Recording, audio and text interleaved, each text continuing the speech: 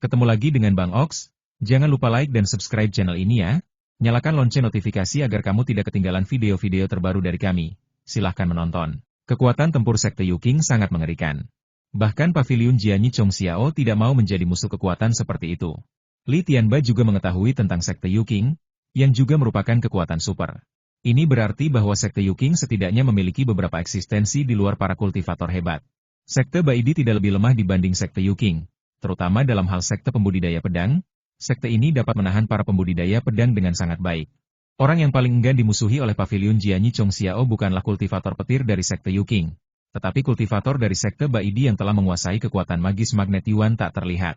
Jika bukan karena jumlah terbatas kultivator di Sekte Baidi yang telah menguasai kekuatan magis, magnet tak kasat mata, saya khawatir Sekte Baidi benar-benar dapat menjadi musuh bebuyutan Paviliun Jianyi Chong Xiao. Tentu saja, para pembudidaya pedang tidak sepenuhnya tidak mampu menghadapi kekuatan magnet tak kasat mata. Dalam pertempuran, mereka dapat menggunakan kekuatan pedang sebagai pengganti pedang terbang, atau mungkin menyempurnakan pedang terbang non-logam untuk mengurangi dampak dari kekuatan magnet tak kasat mata. Sayangnya, jika seseorang hanya menggunakan niat pedang tanpa menggunakan pedang terbang, maka kekuatan niat pedang akan sangat berkurang, dan pedang terbang non-emas juga tidak akan mampu mengerahkan kekuatan seorang kultivator pedang. Para pembudidaya pedang, terutama mereka yang berada di Sword Intense Soaring to the Sky Pavilion, terutama mempraktikkan Sword Intense Soaring to the Sky Art, yang merupakan teknik kultivasi pedang dengan atribut emas. Sebagian besar teknik kultivasi pedang adalah teknik dengan atribut emas. Meskipun pedang terbang kayu juga dapat digunakan untuk memberkati niat pedang, kekuatan serangannya akan berkurang beberapa kali lipat karena penolakan atribut tersebut. Sekte Baidi juga merupakan kekuatan super, kekuatan yang tidak dapat diprovokasi oleh Sekte Wansho. Li Chen tidak berani bergerak lebih jauh lagi. Pokoknya, saat berada di luar, ia biasanya mengaktifkan fungsi siluman jubah pengubah warnanya, yang tidak akan mengungkap keberadaannya. Beberapa hari kemudian, Li Chen dipanggil oleh Guru Hu. Guru Hu tidak berada di guanya sendiri, melainkan di gua sementara di sekte yang khusus digunakan untuk menjamu tamu terhormat. Gua Master Hu berada di surga Gua 4 Simbol. Meskipun bukan tempat yang sangat rahasia di sekte 10.000 binatang, itu bukanlah tempat di mana biksu dari sekte lain dapat masuk dan keluar sesuka hati. Oleh karena itu, bila menjamu tamu-tamu terhormat dari sekte lain, biasanya ia akan memilih gua sementara semacam ini. Li Chen bingung mengapa dia bertemu dengannya di sini. Ketika dia memasuki aula gua sementara, dia melihat bahwa kakak laki-laki senior keduanya Yushan dan murid terdaftar Lu Heng telah tiba. Di sebelah Guru Hu, duduklah seorang biksu aneh. Rekan Taoisian, mereka berdua adalah murid langsungku, dan mereka adalah murid terdaftarku. Aku akan membiarkan mereka menangani masalahmu. Mereka dapat memanggil semua sumber intelijen dari sekte 10.000 binatang. Guru Hu berkata kepada Yan Gao di sampingnya sambil tersenyum. Yan Gao dan Master Hu bertemu ratusan tahun yang lalu. Saat itu, Master Hu dan Yan Gao bertemu di benua Zhongzhou dan berperang melawan musuh bersama-sama, sehingga mereka memiliki persahabatan. Ketika Yan Gao datang berkunjung tanpa diduga, Guru Hu mengira sesuatu yang besar telah terjadi.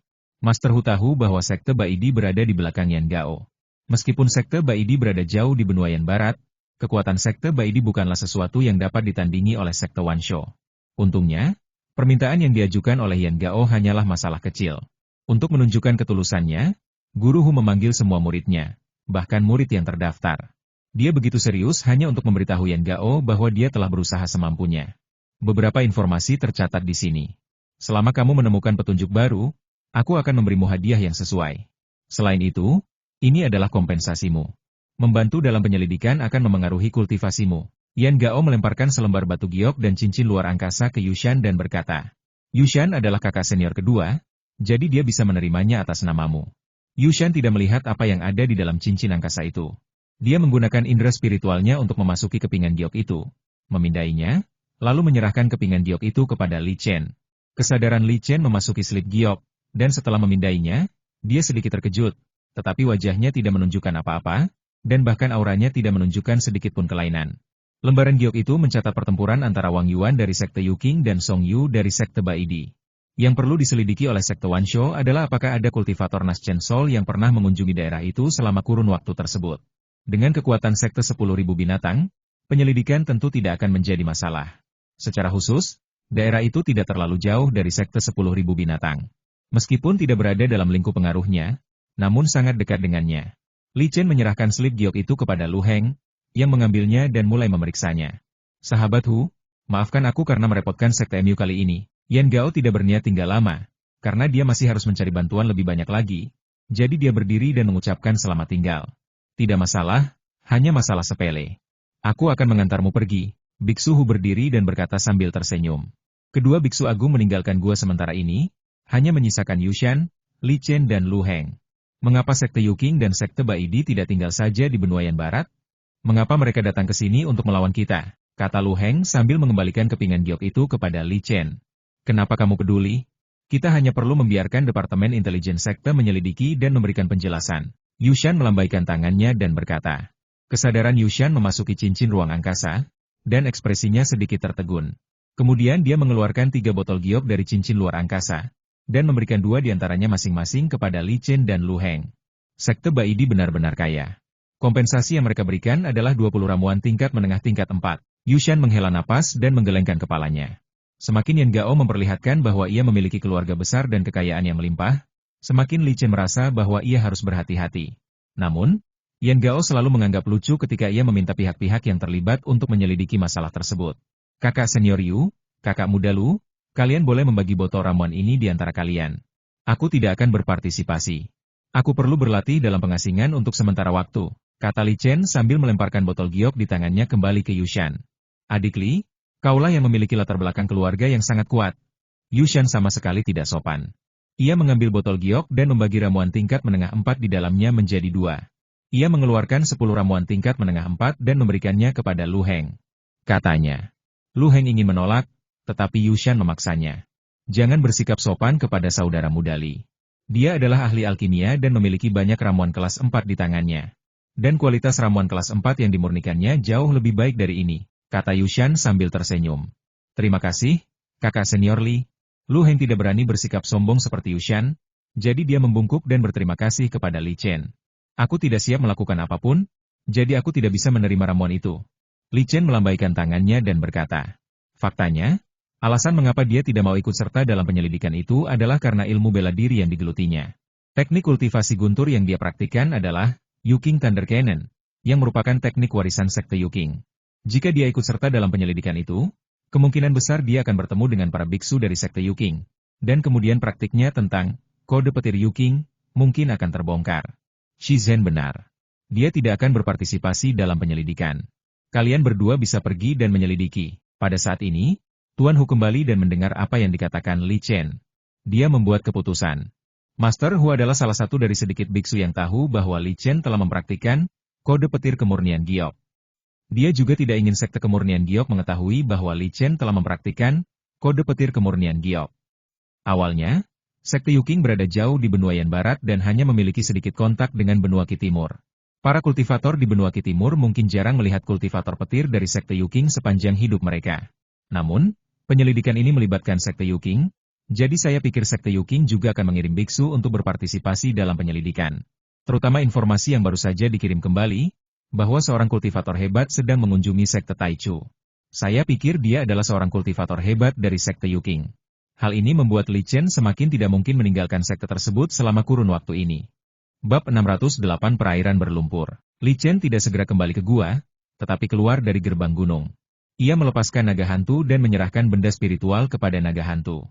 Naga hantu memiliki ruang penyimpanannya sendiri dan cincin biji sesawi yang diberikan oleh Li Chen. Objek spiritual ini ditempatkan dalam kotak giok yang dilindungi untuk mencegah kebocoran auranya. Li Chen kemudian kembali ke gua, dan pada saat yang sama, salah satu otaknya mengendalikan naga hantu dan terbang ke daratan. Ada hubungan kontraktual antara dia dan Phantom Dragon.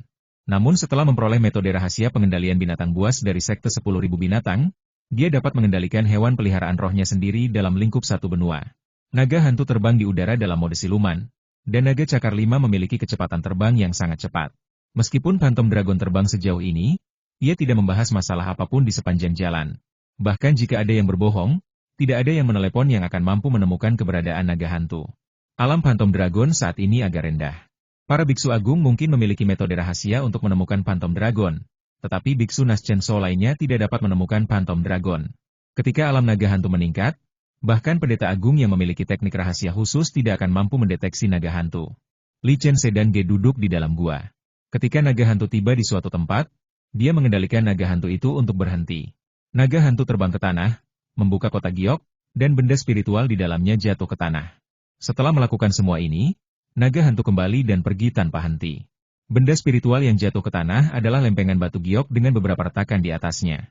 Itu adalah salah satu token giok anti petir yang ditemukan Li Chen dari seorang yang termasuk Naschen Soul awal dari sekte Baidi. Token giok anti petir dipulihkan secara alami. Meskipun memiliki satu fungsi, namun tingkat kesulitan pembuatannya serta bahan-bahan yang digunakan membuat ordo giok anti petir ini sangat langka. Dengan kata lain, untuk sekte melawan Yu King, sekte Baidi mengerahkan seluruh kekuatan untuk mengumpulkan bahan-bahan di dunia magma abadi, dan para master kuasi Mahayana sekte tersebut mengambil inisiatif untuk mencerahkannya. Li Chen mendapat 8 buah perintah giok anti petir. Untuk memperkeruh keadaan, ia memilih untuk mengambil salah satu dari mereka dan menyalahkan orang lain. Mu Jing terbang perlahan, pada ketinggian sangat rendah, tanpa agak licik. Tidak mungkin, karena dia kehilangan kaki kirinya, dia telah bekerja keras untuk mengobatinya.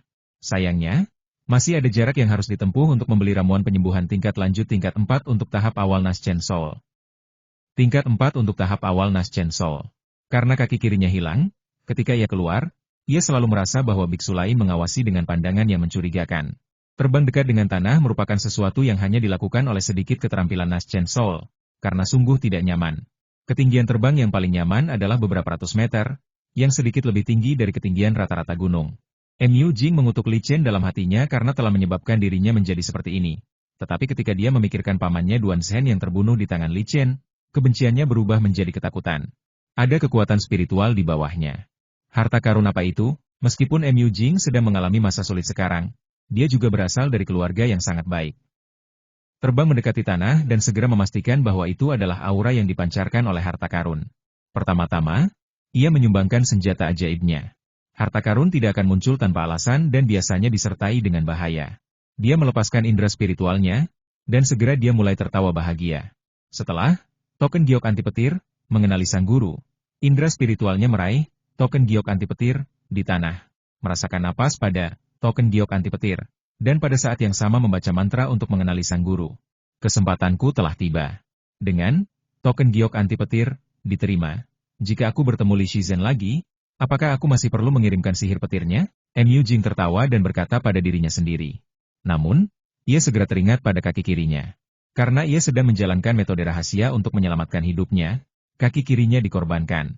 Jika dia menjual token giok anti petir di tangannya, dia tidak hanya akan memiliki cukup sumber daya untuk ditukar dengan ramuan penyembuhan tingkat lanjut 4, tetapi dia juga akan memiliki sejumlah sumber daya yang tersisa. Mu Jing merasa bahwa dia terjebak dalam masalah yang menyenangkan. Bagaimana dia harus menghadapi ordo giok anti petir? Untuk memaksimalkan nilai token giok anti petir dan menjualnya dengan lebih aman, ia memilih pamannya Zuo Shun sebagai orang yang akan menjualnya. Menjual guntur menghindari Jade Order kepada Zuo Shun akan memaksimalkan keuntungannya.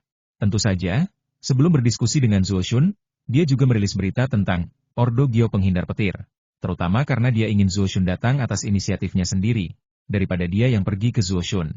Jika dia mendekati Zuo Shun akan merasa bahwa dia memintanya untuk membeli. Jika tidak, itu akan membuatnya mengambil inisiatif dalam transaksi. Transaksi berjalan sangat lancar. Segera setelah itu, Departemen Intelijen Sekte Wansho dan Sekte Taichu memperoleh informasi ini. Sekte Wansho diminta oleh Biksu Agung Yan Gao dari Sekte Baidi, sedangkan Sekte Taichu diminta oleh Biksu Agung Wang He dari Sekte Yu King. Sistem intelijen kedua belah pihak sangat kuat. Objek spiritual set tingkat, token giok anti petir, sangatlah langka di benua Dongqi. Berita kemunculan, Thunder Prof J Token, secara alami akan diketahui oleh sistem intelijen dari dua sekte utama. Kali ini ia sangat percaya diri. Dengan kekuatan guntur yang melemah, ia yakin bahwa ia dapat melukai lawannya dengan parah atau bahkan membunuh. Tidak lama setelah Zuo Shun meninggalkan sekte Yanri, dia dikunci oleh dua aura. Guruku adalah Biksu Agung Pan Xiao. Tolong lepaskan aku demi guruku. Zuo Shun memohon belas kasihan tanpa perlawanan. Alasannya adalah karena dia bahkan tidak bisa menggerakkan tubuhnya. Kedua aura itu tidak hanya menguncinya, tetapi juga menekannya hingga mati. Hanya Biksu Agung yang dapat mencapai tingkat ini. Dia adalah seorang yang menguasai tahap tengah jiwa baru lahir, dan dianggap sangat kuat di antara para pemenang tahap tengah jiwa baru lahir dari sekte 10.000 binatang. Pan Xiao, kita akan mencarinya nanti, kata guru Yan Gao dengan dingin. Dia datang di depan Zuo Shun dan dengan kasar mengelurkan tangan dan mengambil ordo giok anti petir dari pinggang Zuo Shun. Menatap, ordo giok penghindaran petir, di tangannya, terutama tanda rahasia sekte Baidi di atasnya, dia menatap Zuo Shun seolah-olah sedang menatap orang mati. Rekan Tao Yan, apakah token giok anti petir ini berasal dari sekte Anda? Biksu Agung Wang Hi datang ke samping dan bertanya. Ya, ada tanda sekte di sana. Selain itu, meskipun metode pemurnian, token giok anti petir, bukanlah rahasia. Bahan-bahannya sangat sulit diperoleh oleh sekte tersebut. Bagaimana mungkin token giok anti petir muncul di luar? Biksu Yan Gao mengangguk dan berkata dengan suara yang dalam. Biksu Agung Wang dia mengerutkan kening. Dia tentu tahu mengapa sekte Baidi ingin menyempurnakan perintah giok anti petir. Itu untuk menghadapi sekte Yuking. Jika Ordo Giok anti petir tidak hanya efektif melawan para mitra di tahap awal dan tengah tahap jiwa baru lahir, mungkin juga telah menyebabkan dampak serius pada sekte Yuking.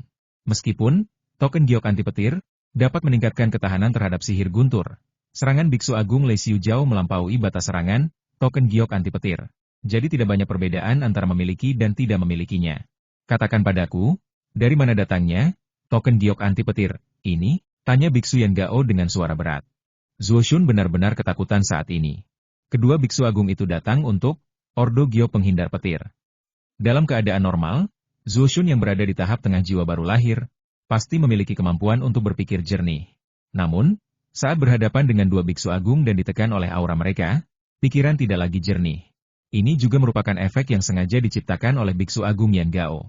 Hanya dalam keadaan ini Zuo Shun akan menjawab pertanyaan tanpa terlalu banyak memikirkan untung ruginya. Keinginan Zuo Shun untuk bertahan hidup membuatnya secara default ingin bergantung pada gurunya, Master Pan Xiao. Selama pihak lain membawa kebingungan, Tuan Pan Xiao, semuanya akan mudah dengan Tuan Pan Xiao di sisinya. Tanyakan saja pada tuanku. Saat ini dia tidak tahu hasil dari kata-katanya itu. Dia hanya berpikir untuk menyelamatkan hidupnya. Dan setelah bertemu dengan Biksu Besar Pan Xiao, dia memutuskan untuk menyelamatkan hidupnya sebelum mempertimbangkan untuk menceritakan kisah Mu Jing. Sekte Yanri, Biksu Agung Yan Gao sangat marah. Ia dikirim ke benua Dongki dan ditunda begitu lama, sehingga suasana hatinya sangat buruk. Dia juga menghabiskan banyak uang untuk meminta bantuan sekte 10.000 binatang dalam menyelidikinya. Jangan ingat bantuan ini. Penyelidikan bantuan sekte 10.000 binatang adalah sebuah. Jika sekte 10.000 binatang datang kepada Anda untuk meminta bantuan di masa depan, itu mungkin akan menjadi masalah besar. Namun, bantuan ini harus dibalas, jika reputasinya tidak akan hancur. Tanpa kredibilitas, tidak ada biksu lain yang mau bekerja sama dengannya. Semua ini dilakukan oleh Sekte Yanri, atau lebih tepatnya, oleh Biksu Besar Pan Xiao dari Sekte Yanri.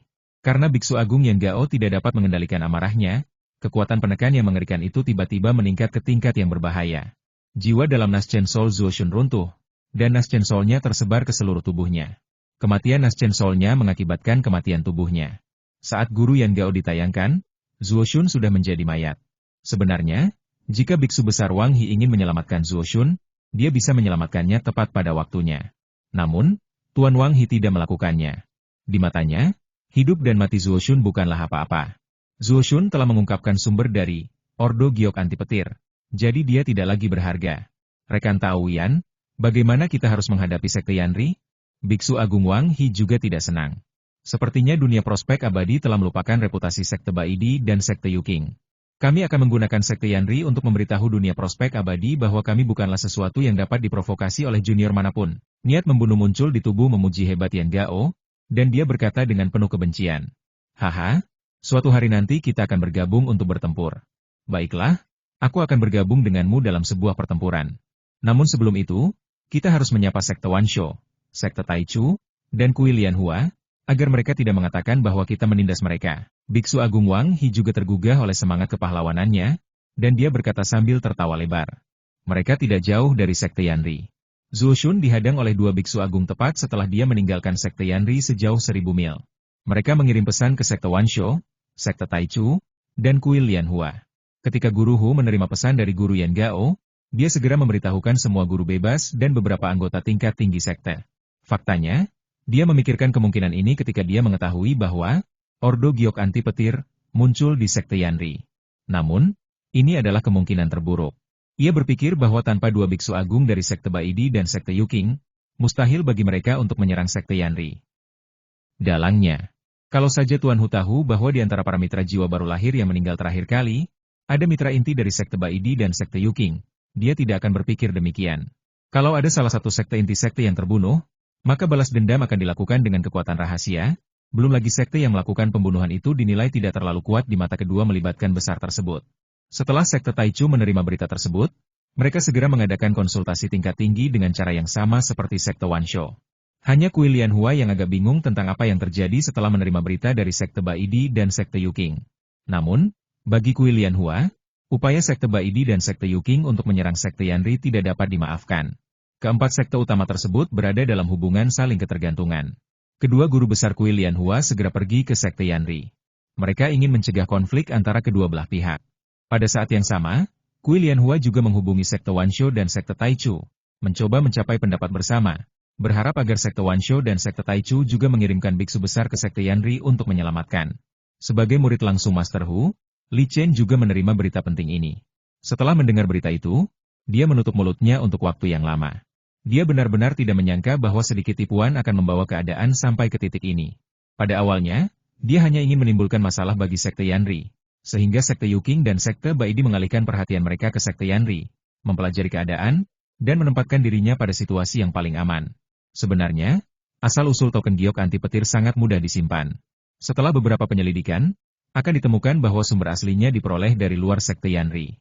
Menurutnya, satu-satunya hal yang dapat menimbulkan masalah bagi sekte Yanri adalah munculnya ordo giok anti petir di luar sekte Yanri, yang mungkin menyebabkan sekte Yuking dan sekte Baidi menargetkan sekte Yanri. Bab 609 Serangan terhadap klan. Li Chen merasa sedikit menyesal karena tidak mempunyai kesempatan menyaksikan acara sebesar itu. Dia memiliki kode petir Yuking, dan tidak akan muncul di hadapan seorang institusi petir Yuking kecuali diperlukan, khususnya seorang ahli petir hebat. Dia hanya bisa tinggal di gua sekte tersebut dan mendapatkan informasi langsung dengan menghubungi Yushan dan Lu Heng. Sekte Yanri, sekte yang telah berdiri lebih dari 10.000 tahun, hari ini kedatangan tamu jahat. Rekan Taoian, apakah Anda akan mengambil tindakan atau haruskah saya? Biksu Agung Wang Hi bertanya kepada Biksu Agung Yan Gao sambil berdiri 1.000 mil jauhnya dari sekte Yanri. Daerah dalam radius 1.000 mil dari sekte tersebut dilindungi oleh gua, yang membentuk penghalang ruang. Itu hanya cermin gua yang pecah. Aku akan memecahkannya, kata Biksu Agung Yan Gao dengan bangga. Meskipun dia mengutarakannya dengan ringan, tindakannya sangat serius. Selama itu melibatkan gua, tidak ada yang sederhana. Indra spiritualnya menggambar garis-garis indah di udara, yang membentuk rune yang rumit. Itu adalah mantra yang mengharuskan seorang biksu hebat untuk menggambar rune sebelum dapat digunakan, dan juga membutuhkan lebih dari 10 napas waktu untuk mempersiapkannya. Bahkan Biksu Agung Wang Hi yang berdiri di sana sangat berhati-hati. Dia ingin mencegah Biksu Agung Yan Gao tiba-tiba berbalik dan melemparkan mantra ke kepalanya. Meski kemungkinan ini sangat rendah, bukan berarti tidak mungkin. Lagi pula, dia dan Biksu Agung Yan Gao masih dalam hubungan yang bermusuhan, dan sekarang ini hanya bersekutu untuk sementara waktu saja. Setelah menggambar rune yang rumit, dia menunjuk ke sekeliling di depannya, dan sejumlah besar kekuatan spiritual di tubuhnya mengalir ke rune di depannya. Tanah longsor. Teriakannya dengan suara berat. Di penghalang angkasa ribuan mil jauhnya dari sekte Yanri, sebuah gunung yang berada tepat di penghalang angkasa itu tiba-tiba meledak. Kekuatan ledakan yang mengerikan, bercampur dengan pecahan tanah dan batu yang diperkuat oleh energi spiritual tipe bumi, terbang ke segala arah. Tanah retak, mantra Biksu Agung Yan Gao tidak ada habisnya. Dia terus berteriak. Sebuah retakan muncul di tanah di bawah gunung, dan magma muncul dari bawah tanah. Meningkatnya gunung dan retakan di tanah secara langsung menyebabkan kerusakan besar pada penghalang ruang angkasa. Magma menyembur keluar kemanapun ia lewat, membentuk pemandangan yang mengerikan. Guru Yan Gao sangat membenci sekte Yanri sehingga ia melancarkan serangan yang kejam dan merusak. Anda harus tahu bahwa setelah menggunakan mantra, gunung runtuh dan bumi menghancurkan, daerah ini tidak akan dapat pulih tanpa ribuan tahun bahkan setelah perang. Ini adalah pangkalan Pakistan Yanri. Daerah dalam radius 1.000 mil dianggap sebagai daerah gerbang gunung sekte Yanri. Retakan tanah tidak hanya meluas, tetapi tanah longsor juga terjadi silih berganti. Begitu retakan tanah bertemu gunung, gunung itu akan langsung meletus. Biksu Agung Wang Hi menenangkan kepalanya. Serangan Biksu Agung Yan Gao lebih brutal dan kejam dari yang dibayangkannya. Tapi lebih baik begini, tak perlu ada percakapan, kita bisa bertarung sampai mati saja. Di dalam gerbang gunung sekte Yanri, Biksu Agung Barun dan Biksu Agung Pansiao terbang keluar dari gua masing-masing bersama-sama. Sudah bertahun-tahun sejak gerbang gunung sekte Yanri diserang oleh para biksu. Cepat beri tanda untuk membangunkan mereka. Perintah Biksu Agung Barun dengan suara keras. Dia memberi perintah kepada para pemimpin tertinggi sekte Yanri.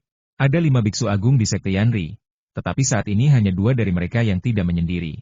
Meskipun mereka pernah berkonflik dengan sekte 10.000 binatang sebelumnya, hal itu tidak memengaruhi pemandangan para biksu agung. Jarang sekali terjadi pertempuran besar antara pendeta besar terjadi antara sekte besar. Biksu agung adalah fondasi dari sekte agung. Begitu seorang biksu agung meninggal, itu secara langsung akan mempengaruhi keselamatan sekte tersebut. Biksu besar tidak akan bertarung dengan pertarungan tenaga kecuali benar-benar diperlukan. Ambil contoh sekte Gu Feng. Kematian biksu agung Zhao Qingfeng menyebabkan kekuatan sekte Gu Feng tiba-tiba menurun. Dilihat dari umpan balik pembentukan sekte, ia percaya bahwa kali ini seorang biksu agung dengan kekuatan yang sangat kuat telah melancarkan serangan ke gerbang gunung. Kekuatan biksu agung juga terbagi dalam beberapa tingkatan. Biksu agung biasa adalah mereka yang baru saja memasuki tahap Naschen Soul akhir. Alasan utamanya adalah sumber daya biksu agung terlalu sedikit, dan sangat sulit untuk meningkatkan kekuatan seseorang di alam biksu agung. Bahkan cukup baik bagi beberapa biksu agung untuk mempertahankan wilayah mereka tanpa mengalami penurunan. Biksu besar Barun merasakan bahwa orang yang menyerang gerbang gunung sekte Yanri adalah biksu besar yang sudah dekat dengan puncak tahap jiwa baru lahir akhir. Dia tidak punya keyakinan bahwa dia dan Master Pan Xiao bisa melawan para master penyerang, jadi dia sangat perlu membangunkan para master lainnya. Apa yang harus kita lakukan? Guru Barun bertanya lagi pada Guru Pan Xiao. Dia tidak memiliki keberanian untuk keluar dan menemui musuh, tetapi dia tidak ingin mengutarakan keras-kerasnya terlebih dahulu. Musuh terlalu kuat. Kita masih bisa mengandalkan formasi untuk bertahan di dalam gerbang gunung. Jika kita meninggalkan formasi, aku khawatir kita tidak akan bisa menunggu mereka bangun. Biksu Agung Pan Xiao menenangkan kepalanya dan berkata, dia bukan orang bodoh. Dia keluar untuk mati meskipun dia tahu musuhnya sangat kuat. Gerbang gunung sekte Yanri telah beroperasi selama lebih dari 10.000 tahun. Formasi besar dapat meningkatkan kemampuan pertahanan dan serangan mereka. Mintalah bantuan dari Kuil Lianhua dan sekte Taichu. Biksu Agung baru bereaksi saat ini dan berteriak keras. Biksu besar Pan Xiao segera menghubungi guru besar kuil teratai dan segera mendapat balasan. Kabar baik. Jika kita menunggu 1 jam lagi, 2 guru besar dari kuil teratai akan tiba. Pan Xiao berkata dengan gembira. Kabar baik ini sedikit meredakan ketegangan di hati guru Barun, tetapi apa yang terjadi di luar membuat gugup lagi. Suara ledakan yang mengerikan dan asap yang mengepul dari magma terus-menerus maju menuju gerbang sekte Yanri saat tanah retak dan gunung-gunung runtuh. Adegan ini muncul di hadapan Master Barun. Kebrutalan Master yang menyerang membuatnya menyadari bahwa kejadian hari ini pasti tidak akan berakhir dengan baik. Semua partisipasi Naschen Soul memasuki simpul formasi, dan semua partisipasi Golden Core mengikuti perintah Master Formasi dan memasuki formasi. Dia sekali lagi mengeluarkan perintah kepada para pemimpin puncak sekte. Para penggarap jiwa baru lahir merasa waspada, dan di bawah komando Biksu Agung Barun, mereka semua memasuki titik-titik formasi. Para biksu sekte Yanri tidak pernah menganggap serius latihan ini, dan mereka tidak pernah berpikir bahwa suatu hari latihan ini benar-benar akan digunakan. Ketika terjadi jiwa baru lahir memasuki suatu simpul dalam formasi, formasi tersebut teraktivasi sepenuhnya dan sejumlah besar energi spiritual ditarik dan dialirkan dalam formasi tersebut. Efek berkah dari Jindan pada formasi yang jauh lebih rendah daripada dari Yuanying, tetapi mereka memiliki keuntungan dari jumlah yang besar. Bagian formasi. Sedangkan bagi para pecinta alam rendah, mereka tidak berguna sama sekali dalam pertempuran semacam itu. Hidup mereka bergantung pada kemenangan atau kekalahan para biksu agung, dan mereka tidak memiliki kemampuan untuk mengendalikan hidup mereka sendiri. Mengapa kalian menyerang gerbang sekte Yanriku? Ketika biksu agung Barun melihat kedua sosok itu muncul, dia bertanya dengan keras. Malah, ketika dia melihat mereka berdua adalah biksu agung, hatinya pun hancur. Aura kedua biksu agung itu sama kuatnya, dan salah satunya bukanlah sesuatu yang dapat diatasi oleh kedua biksu agung sekte Yanri bersama-sama. Belum lagi ada seorang pendeta agung lain yang memiliki kekuatan yang sama. Penemuan ini mengejutkan pendeta agung Barun. Siapakah Pan Xiao? Biksu Agung Wang He melirik kedua biksu agung itu dan bertanya dengan suara yang dalam. Dia tidak menjawab kata guru Barun, melainkan bertanya langsung sebagai balasannya. Saya Pan Xiao. Apakah saya pernah merasa kalian berdua dengan cara apapun? Bertarung dulu? Bicara belakangan, tatapan mata tajam melintas di mata Master Wang He. Master Yan Gao yang bertindak sebelumnya, dan sekarang berpasangan. Setelah mengetahui bahwa orang di depannya adalah Biksu Agung Pan Xiao, dia teringat pada Wang Yuan. Ada kemungkinan besar Wang Yuan dibunuh oleh Biksu Agung itu. Berdasarkan informasi yang diperoleh saat ini, musuh berada tepat di depannya. Jadi bagaimana mungkin dia membiarkan Tuan Pan Xiao pergi? Biksu Agung Wang He menunjuk ke langit, dan awan hitam muncul di langit. Dia telah mempersiapkan mantra ini jauh sebelum dia mendekati gerbang gunung sekte Yanri. Kekuatan, mantra awan petir, yang dirapalkan oleh kekuatan hebat tidak ada bandingannya dengan mantra serupa yang dirapalkan oleh kekuatan petir di tahap awal dan tengah jiwa baru lahir. Apalagi tampaknya itu bukan mantra yang sama, karena awan gelap menutupi gerbang gunung sekte Yanri. Guntur jatuh, mata Biksu Agung Wang He menunjukkan niat membunuh yang kejam.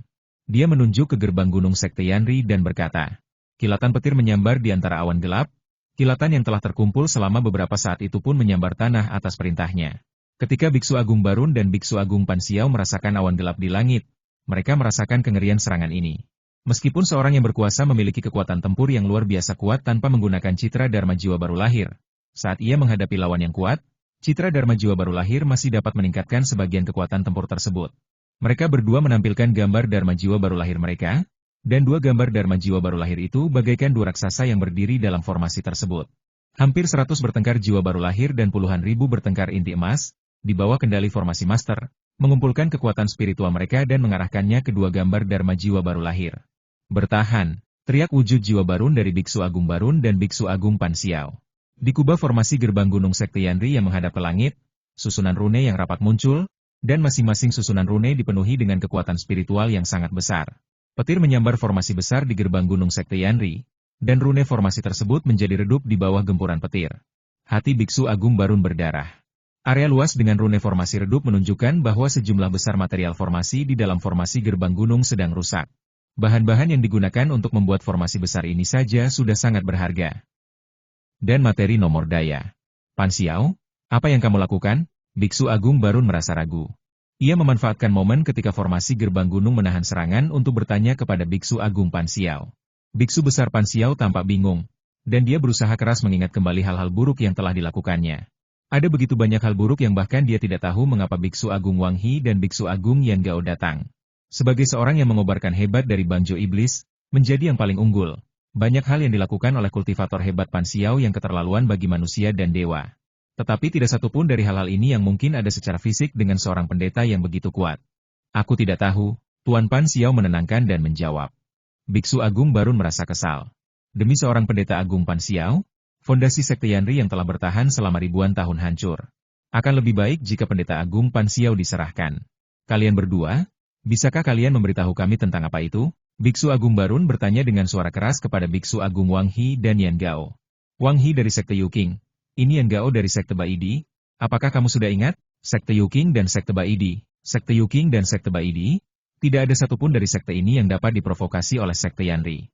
Jika kedua kekuatan super itu benar-benar terprovokasi, para penguasa Mahayana dapat datang dan dengan mudah melampaui Sekte Yanri. Pansiao, pikirkan lagi, konflik apa yang pernah kamu alami dengan Sekte Yuking dan Sekte Baidi? Biksu Agung Barun bertanya lagi kepada Biksu Agung Pansiao. Tidak, bagaimana mungkin aku punya balas dendam terhadap mereka? Biksu Agung Pansiao menjawab tanpa berpikir. Biksu Agung Barun menatap Biksu Agung Pansiao dengan tidak berdaya. Jelaslah bahwa pihak lain datang untuk Tuan Pansiao. Sampai saat ini, Tuan Pansiao tidak mengerti mengapa pihak lain datang. Biksu Agung Wang dia merasa malu. Sihir petir yang digunakannya bahkan tidak berhasil menembus formasi gerbang gunung Sekte Yanri. Baru saja, Biksu Agung Yan Gao dengan mudah menerobos penghalang ruang angkasa ribuan mil jauhnya dari gerbang gunung. Dalam perbandingan ini, saya kalah. Meskipun formasi gerbang gunung jauh lebih kuat dari penghalang ruang, dia masih merasa malu. Jika mutiara petir Shen Xiao masih ada, satu putaran, teknik awan petir saja sudah cukup untuk mengubah Sekte Yanri menjadi debu, pikir Tuan Wang He. Semakin dia memikirkan mutiara guntur Shen Xiao, semakin marah jadinya. Dia terus meningkatkan kekuatan spiritual, teknik awan guntur, dan kekuatan teknik awan guntur juga terus meningkat. Namun, formasi gerbang gunung Sekte Yanri, belum lagi dua biksu agung di alam Dharmakaya jiwa baru lahir. Bahkan banyak biksu jiwa baru lahir dan biksu inti emas telah sangat memperkuat formasi gerbang gunung. Bab 610 berhenti. Rekan Daoi Suang, aku di sini untuk menikmati. Tuan Wang He tidak dapat menghancurkannya untuk sementara waktu, dia berteriak. Guru Wang He tidak mengatakan apapun, yang merupakan persetujuan diam-diam. Karena berada di benua Dongki, dia dan Master Yan Gao sama-sama mengundang asing. Mereka perlu mendobrak gerbang Sekte Yanri sebelum semua kekuatan di benua Dongki mencapai konteks. Yang perlu ditemukan oleh Master Wang He adalah mutiara guntur Shen Xiao. Sedangkan Master Yan Gao juga ingin menemukan warisan kekuatan magis, Yuanqi tak terlihat. Kedua benda spiritual ini tidak boleh jatuh ke tangan pendeta lain. Keduanya harus diambil kembali. Selain itu, mereka juga perlu memberitahu dunia abadi tentang dampak buruk Sekte Yuking dan Sekte Baidi. Jika tidak, serangan seperti itu akan terjadi di masa mendatang. Biksu Agung Yan Gao melakukan teknik jatuhnya batu, dan sejumlah besar meteorit muncul di kemenangan dan jatuh ke arah formasi gunung Sekte Yanri. Teknik rockfall, yang dilakukannya sepertinya tidak ada habisnya. Dan meteorit terjatuh terus-menerus. Setiap meteorit membawa kekuatan yang mengerikan, dan saat menghancurkan formasi gerbang gunung, akan tercipta pancaran cahaya. Biksu Agung Barun tampak muram. Serangan mendadak dari dua pendeta kuat sedang menguji formasi gerbang gunung. Setiap sambaran petir dan setiap meteorit akan mengurangi kekuatan formasi gerbang gunung. Terlebih lagi, beberapa kekuatan Jindan sudah berjuang untuk menahannya. Setelah kehilangan jumlah yang melibatkan Jindan terbanyak, hanya melibatkan Yuanying dan dua orang hebat yang tersisa untuk mendukung formasi gerbang gunung. Secercah cahaya bersinar di mata Master Barun. Ia tahu bahwa ia tidak bisa terus seperti ini dan ia harus melawan. Pan Xiao, bergabunglah denganku untuk melancarkan serangan menggunakan kekuatan formasi. Dia menyampaikan pesan kepada Biksu Agung Pan Xiao. Biksu Agung Pan Xiao juga tahu bahwa segala sesuatunya tidak berjalan dengan baik, dan ketika dia mendengar kata-katanya, dia mengangguk setuju. Dengan dukungan formasi gerbang gunung, kedua biksu hebat ini jauh lebih kuat dari biasanya. Mereka masing-masing mengaktifkan pedang terbang kelas 4 tingkat atas dan menembakkan kekuatan spiritual dari formasi gerbang gunung. Harus menghadapinya dengan hati-hati. Dua pedang terbang tingkat atas kelas 4 itu sangat cepat dan terbang ke sisi biksu besar Yan Gao dalam sekejap. Biksu besar Barun dan biksu besar Pan Xiao tidak membubarkan serangan mereka, tetapi memilih menyerang biksu besar Yan Gao sendirian. Mereka sangat menyadari bahwa kekuatan mereka sendiri jauh lebih rendah daripada dua biksu besar Yan Gao dan Wang He. Apalagi dengan dukungan formasi gerbang gunung, pilihan terbaik adalah pertarungan 2 lawan 1. Tetapi mereka tidak tahu bahwa pilihan mereka salah. Barangkali tidak akan banyak pengaruhnya, apakah mereka memilih Biksu Agung Wang He atau Biksu Agung Yan Gao. Namun akan lebih sulit menggunakan pedang terbang tingkat 4 bermutu tinggi untuk menyerang Biksu Agung Yan Gao. Ketika Guru Yan Gao melihat dua pedang terbang tingkat atas kelas 4 terbang ke menembak, dia bahkan tidak berpikir untuk menghindar dan membiarkan dua pedang terbang tingkat atas kelas 4 itu melesat ke menembak. Biksu Agung Barun dan Biksu Agung Pan Xiao sangat gembira, karena mereka merasa Biksu Agung Yan Gao terlalu sombong. Selama Biksu Agung Yan Gao terluka, mereka dapat menahan musuh lebih lama. Mereka tidak punya waktu sejenak untuk berbahagia ketika apa yang terjadi di depan mata mereka membuat mereka tercengang. Dua pedang terbang tingkat atas kelas 4 itu tampaknya telah memasuki rawa berlumpur ketika mereka masih berjarak 100 meter dari Biksu Agung Yan Gao. Biksu Agung Yan Gao menampilkan tangan dengan santai, dan dua pedang terbang tingkat 4 tingkat atas terbang ke tangan. Tidak peduli seberapa kerasnya Guru Barun dan Guru Pan Xiao mencoba, mereka tidak dapat mengendalikan pedang terbang tingkat atas keempat milik mereka masing-masing. Kekuatan ajaib, magnetisme elemen tak terlihat, seru Guru Barun. Dari mantra berbasis bumi sebelumnya hingga kekuatan magis medan magnet tak terlihat saat ini, dia adalah Biksu Agung dari Sekte Baidi. Kalau saja dia tahu bahwa pihak lain adalah seorang yang kompeten dari Sekte Baidi, bagaimana mungkin dia bisa menggunakan pedang terbang untuk menyerang? Tanpa waktu untuk merasa sedih mengenai pedang terbang tingkat 4 miliknya yang berkualitas tinggi, dia dan Biksu Agung Pan Xiao mulai memeriksa senjata ajaib mereka sendiri, mencoba menemukan satu yang tidak mempunyai atribut emas. Bahkan jika mereka menemukan senjata ajaib tanpa atribut emas, bagaimana senjata itu dapat melukai Biksu Agung Yan Gao yang lebih kuat dari mereka? Biksu Agung Yan Gao meraih dua pedang terbang kelas 4 tingkat atas, dan kekuatan mengerikan dari kekuatan magnetik elemen tak terlihat pun dikuasai sepenuhnya. Kesadaran spiritualnya memasuki dua pedang terbang kelas 4 tingkat atas, dan dia menggunakan rohnya yang kuat untuk menghancurkan jejak spiritual di dalamnya. Biksu Agung Barun dan Biksu Agung Pan Xiao keduanya menjadi pucat. Sebagai pembudidaya sihir, mereka sebenarnya punya cukup banyak metode yang bisa digunakan, tapi pihak lain juga punya budidaya petir hebat, jadi sebagian besar metode pembudidaya sihir dikendalikan. Metode para pembudidaya iblis akan ditekan dengan kuat saat menghadapi metode guntur. Tepat ketika Guru Barun merasa agak putus asa, sebuah sosok muncul di sebelahnya.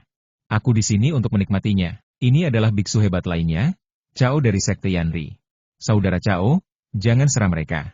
Mari kita bertahan dengan kekuatan tenaga dan mengulur waktu. Biksu Agung Barun mengingatkan dengan tergesa-gesa. Aku tahu, jawab Guru Cao dengan serius. Meskipun dia belum lama terjaga, dia sudah melihat situasi pertempuran dengan jelas.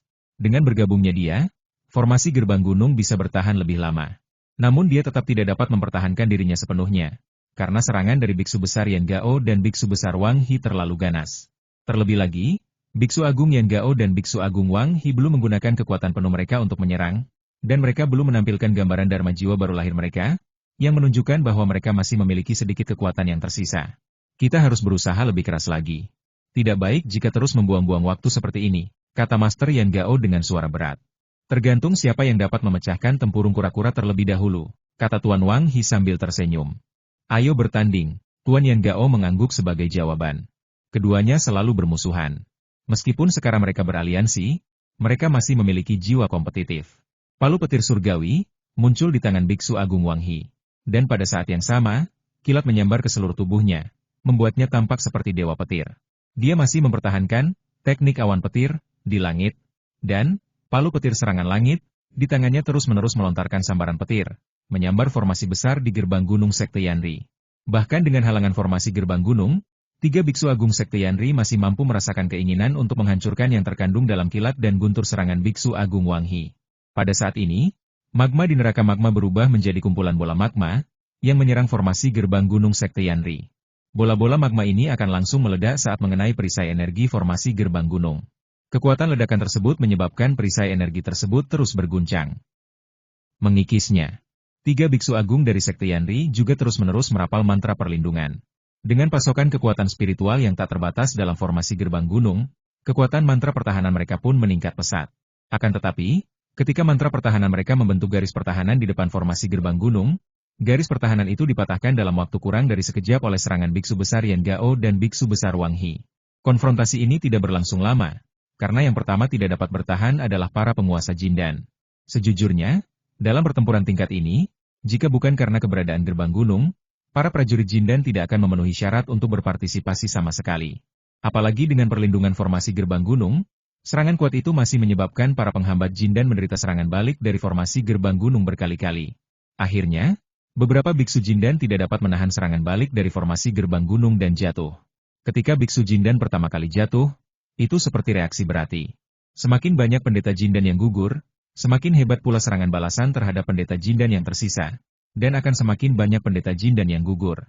Ini adalah lingkaran setan, dan tak lama kemudian semua pihak yang berkuasa Jindan tumbang.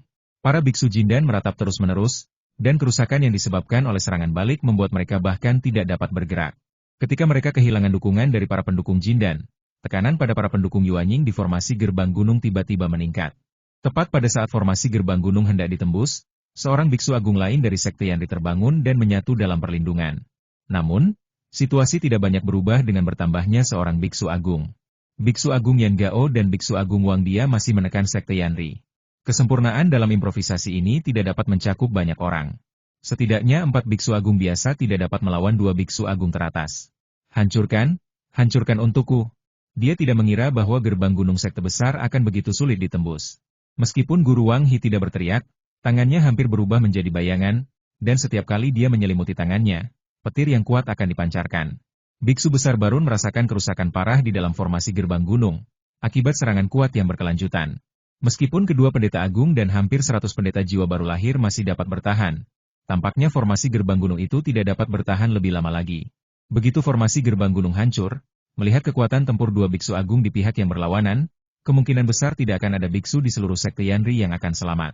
Tepat saat ia putus asa, ia merasakan seorang pendeta agung mendekat dengan cepat dari jarak jauh.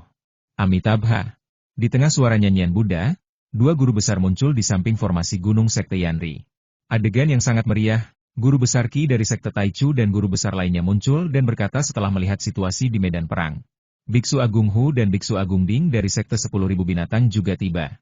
6 biksu agung itu tiba hampir satu demi satu, seolah-olah mereka telah membuat janji sebelumnya. Ini memang benar.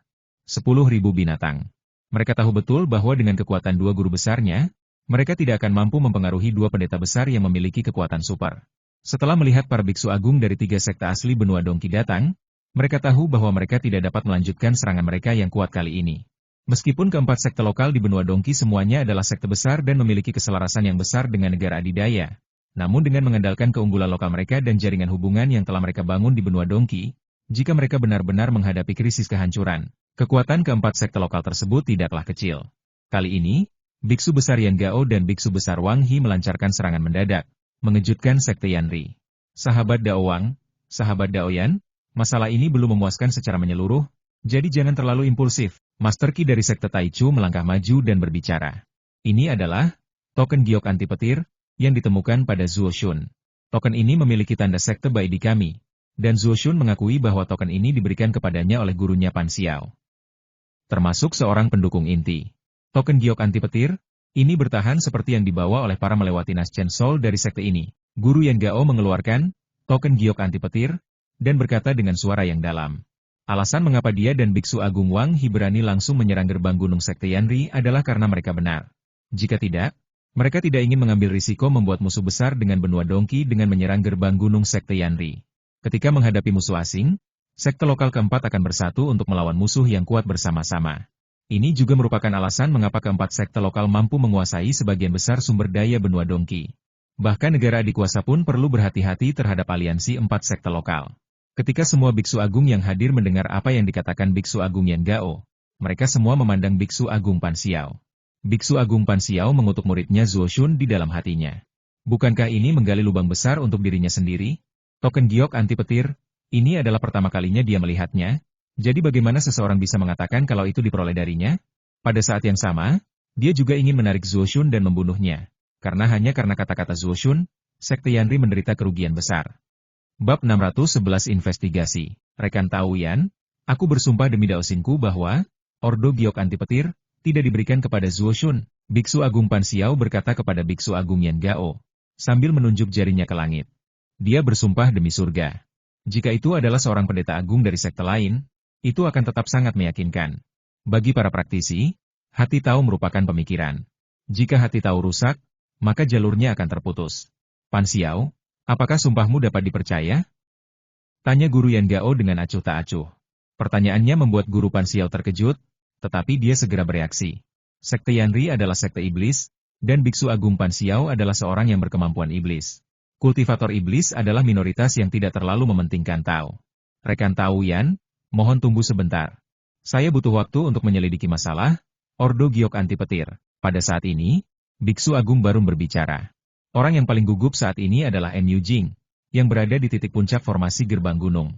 Dia tahu dari mana Ordo Giok Anti Petir berasal, karena dia telah menyerahkannya secara pribadi kepada Zuo Shun. Namun, dia tidak berani mengatakan yang sebenarnya. Terutama hilangnya reputasi Sekte Yanri dan fakta bahwa gerbang gunung hampir rusak merupakan pukulan besar bagi Sekte Yanri. Mu Jing teringat akan metode sekte tersebut. Metode sekte iblis dalam menyiksa penjahat sangat kejam hingga kulit kepalanya terasa geli hanya dengan pengiklanan. Dia ingin menyembunyikannya, tetapi demi menjual Ordo Giok Anti Petir dengan harga tinggi, dia membocorkan berita tersebut. Biksu Agung Barun mengeluarkan perintah, dan dengan hadirnya semua biksu jiwa baru di sekte tersebut, masalah tersebut segera dikirimkan. Token Giok Anti Petir diperoleh dari Mu Jing, dan tidak diberikan kepada Zuo Shun oleh biksu besar Pan Xiao. Sudut mulut Master Barun berkedut.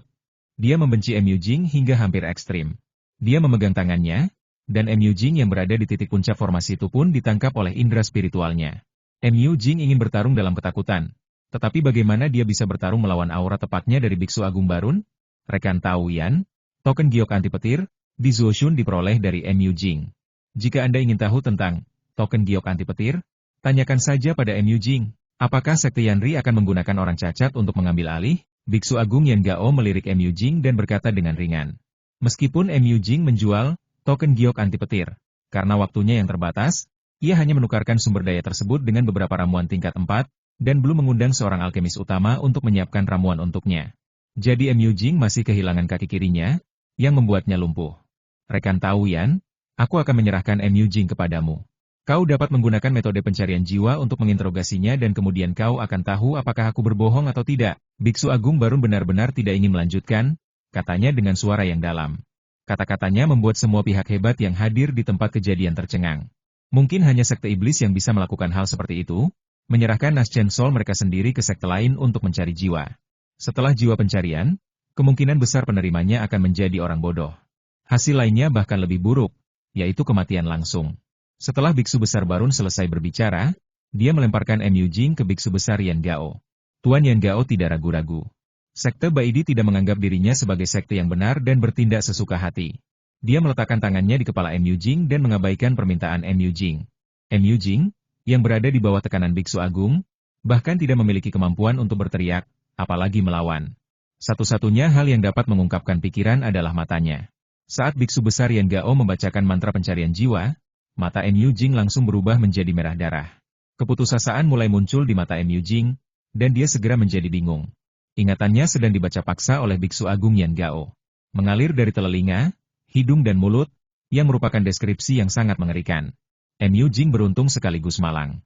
Ia selamat dan tidak mati di tempat setelah menjalani mantra jiwa pencarian. Matanya tak bernyawa, jiwa terusik, dan ia menjadi mayat hidup. Memang benar, token Giok Anti Petir diperoleh oleh Mu Jing, tetapi ditemukan di luar gerbang gunung Sekte Yanri. Kita perlu memasukkan Gua Sekte Yanri untuk menyelidiki sebelum kita dapat memastikan bahwa masalah ini tidak ada termasuk dalam Sekte Yanri. Setelah bertukar pendapat dengan Biksu Agung Wang He, Biksu Agung Yan Gao mengangguk kepada Biksu Agung Barun. Biksu Agung Barun memasang ekspresi muram di wajahnya. Para Biksu Agung dari 3 sekte besar datang ke sini untuk menyelesaikan masalah. Selama mereka memastikan bahwa garansi Yanri tidak hancur, mereka akan memenuhi kontrak aslinya. Dengan mengizinkan Biksu Agung Yan Gao dan Biksu Agung Wang He memasuki Gua Sekte Yanri untuk menyelidiki, ini merupakan tindakan ekstrim untuk mempermalukan Sekte Yanri, namun mereka tidak mengungkapkan pendapat mereka. Apa yang perlu mereka lihat adalah masalah yang terpecahkan, tetapi mereka tidak ingin bertanya tentang metode penyelesaian masalah tersebut. Bagaimanapun, ini bukan kejutan di wajah bagi 3 sekte besar. Sekte Yanri telah membuat terlalu banyak masalah dalam beberapa tahun terakhir. Baiklah, tapi tolong rahasiakan apa yang kamu lihat, Sekte Yanri. Biksu Besar Barun membawa Biksu Besar Yan Gao dan Biksu Besar Wang He ke gerbang Gunung Sekte Yanri, dan membawa mereka keluar tidak lama kemudian. Mereka masing-masing menggunakan metode rahasia mereka untuk merasakan aura warisan kekuatan magis, Invisible Yuan Magnetis, dan Shen Xiao Thunder Pearl. Dalam dugaan mereka, kedua harta karun itu hanya akan tertutup di dalam gua. Mereka telah menjelajahi semua gua Sekte Yanri, tetapi tidak merasakan aura apapun. Ini berakhirnya petunjuk mereka, dan ini juga merupakan petunjuk yang memiliki peluang terbaik untuk mengarahkan pada kebenaran.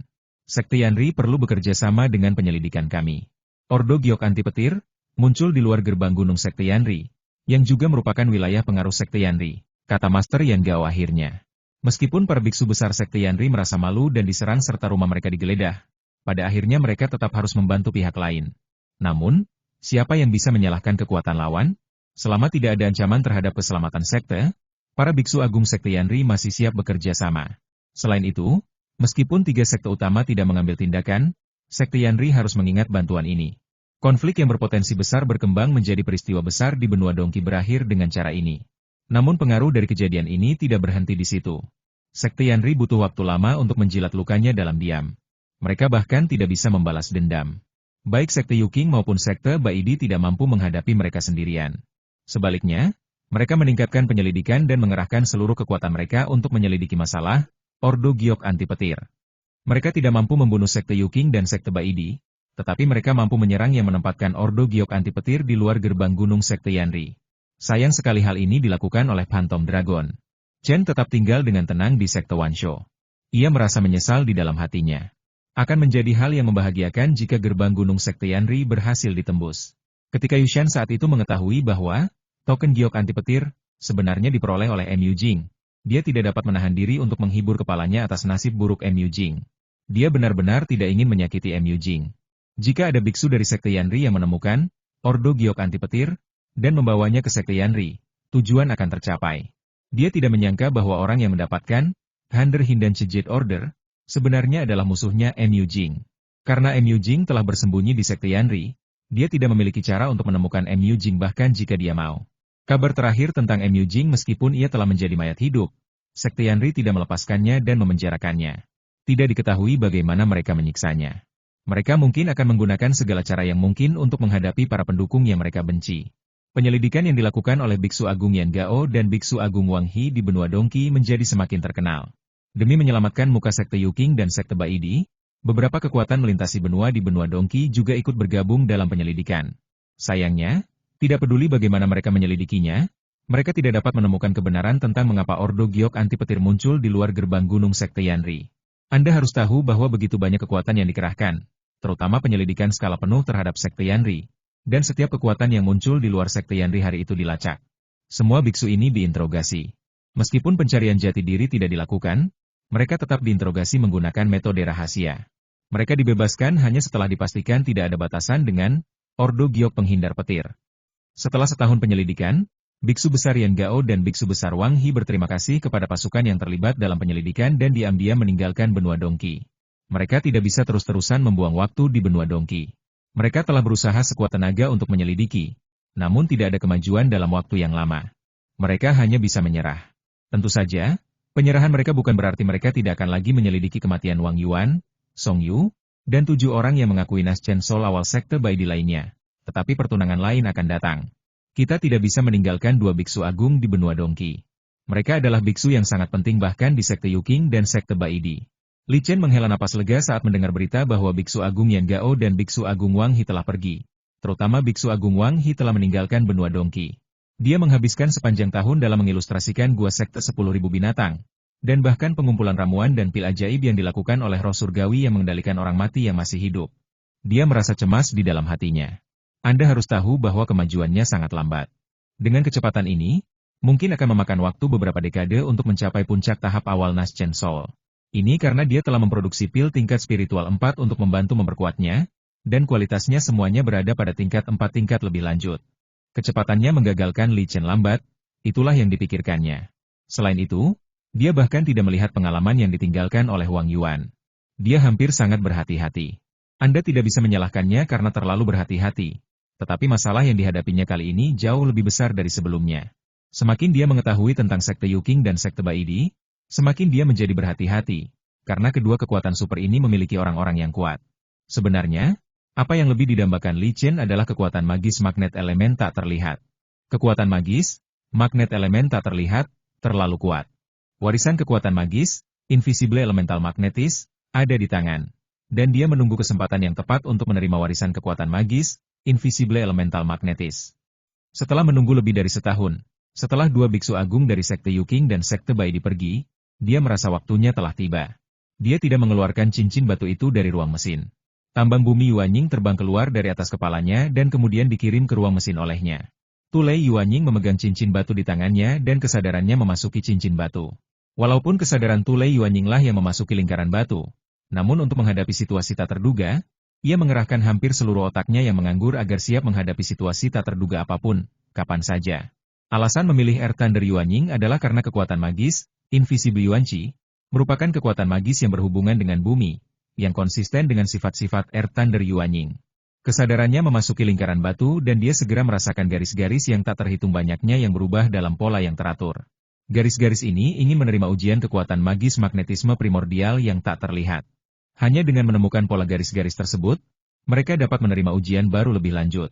Ketika seorang pendeta normal menghadapi ujian ini, yang perlu dilakukannya adalah menghafal setiap baris satu demi satu, kemudian melacak lintasan setiap baris dan merangkum rute pergerakannya dalam pikiran.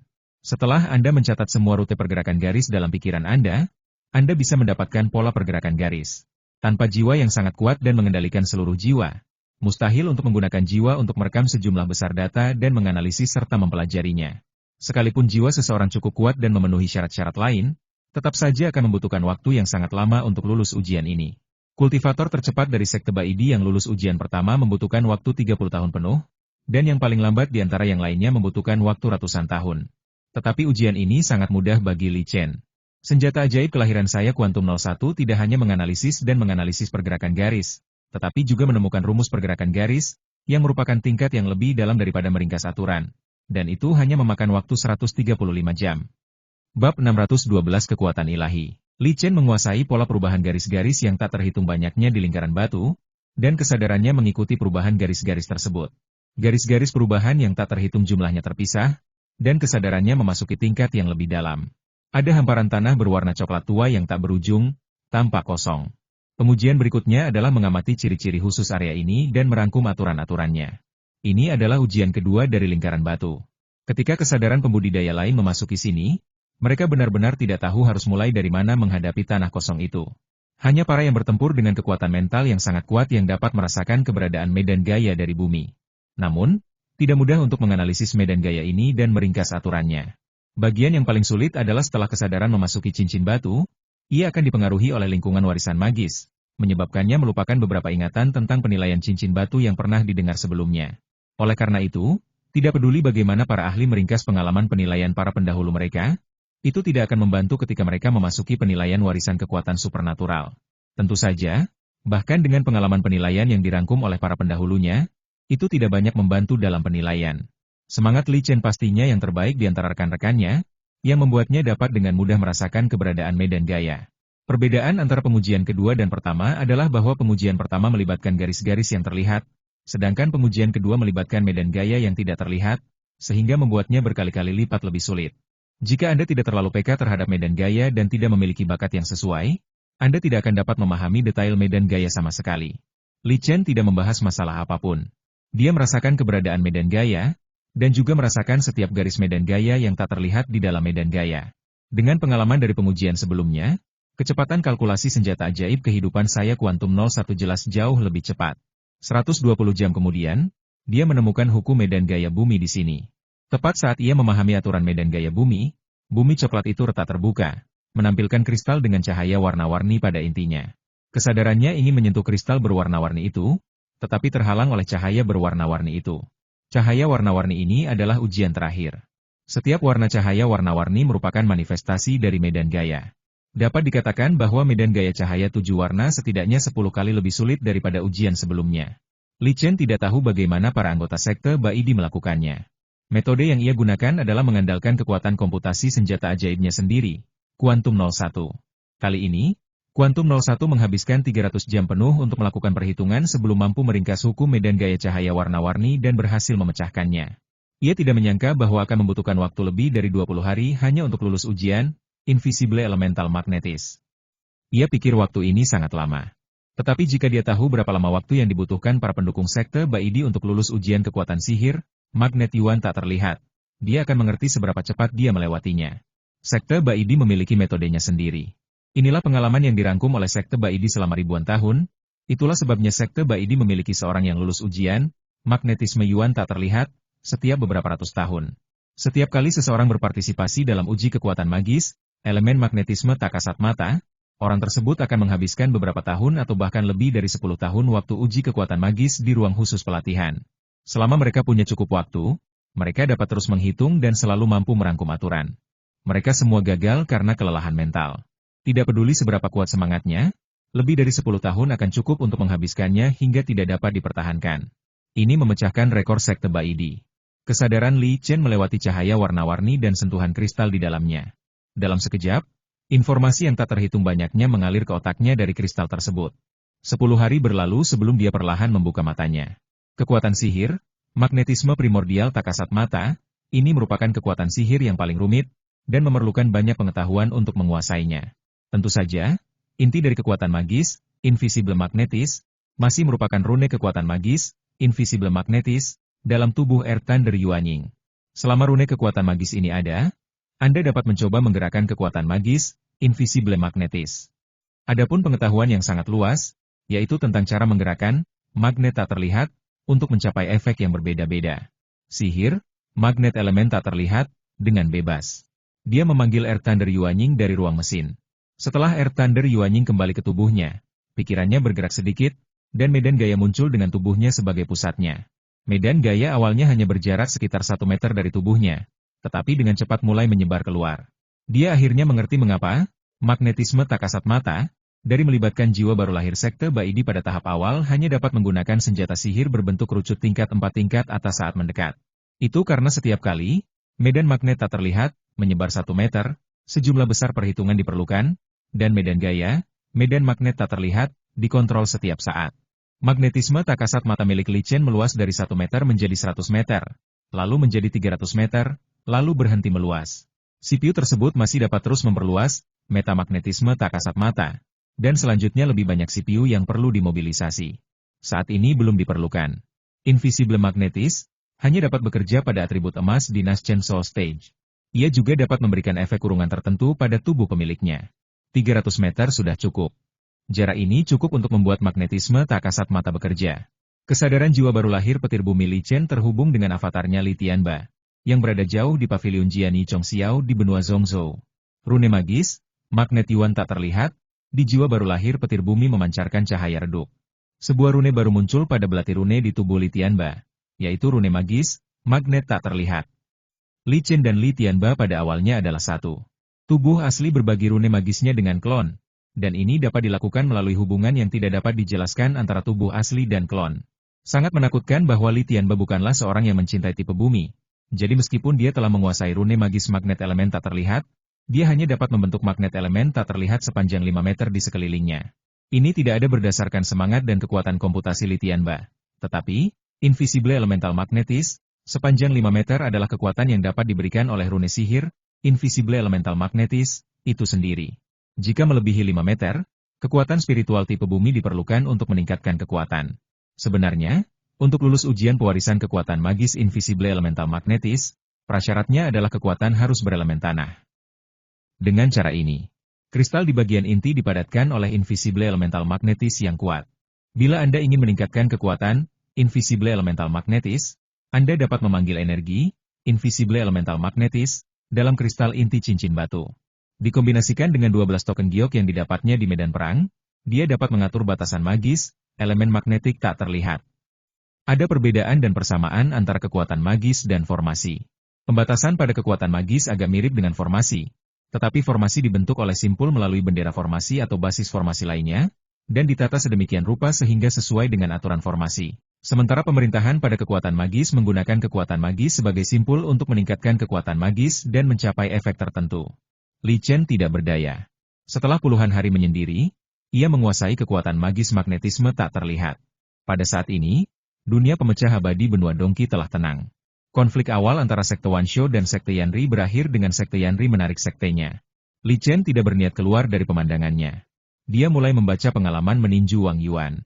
Situasi Li Chen agak istimewa, metode pelatihan utamanya adalah teknik pelatihan Ki 5 Irama, dan dia juga berlatih kanon guntur kemurnian giok, dan dia juga secara misterius berlatih teknik niat pedang melambung ke langit. Bagi seorang amatir biasa, salah satu dari ketiga teknik tersebut akan membutuhkan waktu yang sangat lama untuk dikuasai. Jadi akan lebih baik untuk menguasai diri pada salah satunya. Namun dia berbeda. Dia memiliki Vive Elements Ki Gathering Array di dalam tubuhnya yang dia ciptakan secara tidak sengaja.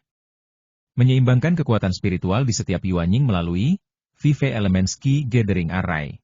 Dengan kata lain, kekuatan spiritual guntur yang ditingkatkan oleh latihan Yuking Thunder Classic Mu Lei Yuanying akan secara otomatis diubah menjadi 5 elemen kekuatan spiritual guntur dan didistribusikan secara merata di tubuh 5 Yuanying. Tentu saja hal ini juga memiliki kelemahan yang fatal, yaitu sumber daya penghancur yang cukup asli untuk digunakan oleh seorang kenalan, dapat dianggap hanya 1/5 dari sumber daya penghancurnya. Jumlah Purple Thunder Plasma yang diperoleh Li Chen cukup untuk digunakan terus-menerus oleh seorang guntur di tahap awal Naschen Soul untuk waktu yang lama setelah ia dipromosikan ke tahap Naschen Soul tengah.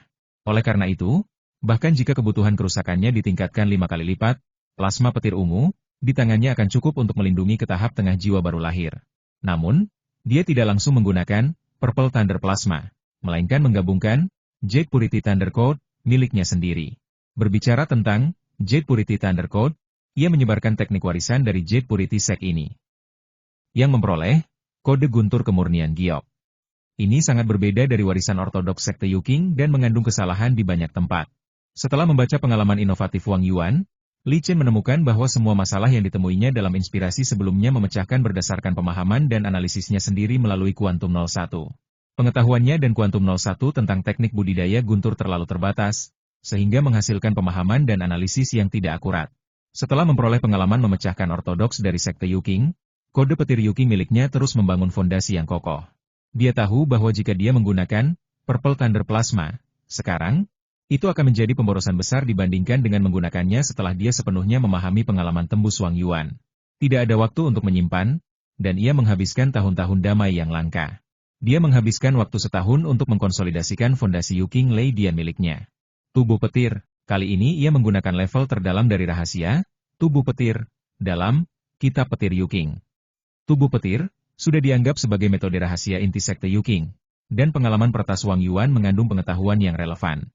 Li Chen merasakan tubuh Yuanying milik Mu Lei tiba-tiba membesar, menjadi seukuran tubuh utama dan menyatu dengannya.